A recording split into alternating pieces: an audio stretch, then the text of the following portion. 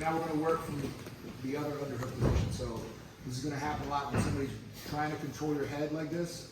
Reach my head.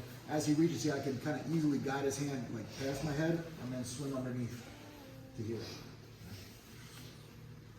So, person's trying to grab your neck, I just kind of flare it to keep my head from getting controlled. I pass my far side arm to the inside and make sure when you do this that you don't turn and reach for the legs. Now he can just reach back with his arm.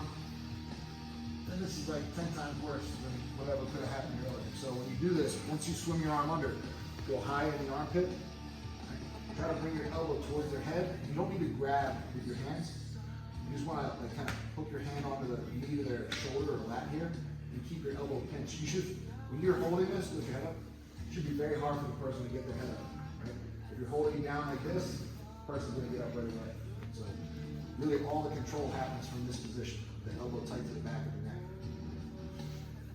When we start this, we're going to start up on our elbow. If you get flattened out, the way you get back up is to use like some momentum with your legs. So pull my legs in, hip, and get up to an elbow. This is the position we're going to start on. When we start, what I want you to focus on is with your head, keeping his head controlled. If the person pulls up real hard, it's going to pull you right up to your knees, which is what you want to do. So we start here on bottom. What you're looking to do is to get your head and hips higher than his head and hips. So right now my head is higher, so I'm in a good position. I get my hips up, now my hips are higher than his. And then from here, this is where sort of the scramble is going to happen, depending on his reaction. If he leans this way, the other way, if he leans this way, you can sometimes just kind of turn and get over their back. Sometimes you can use your leg and just try to trip them over.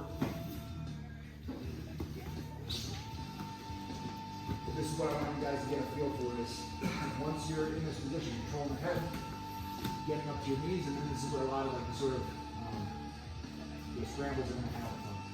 So from here, sometimes it's very simple, just sitting on the corner, taking the person back.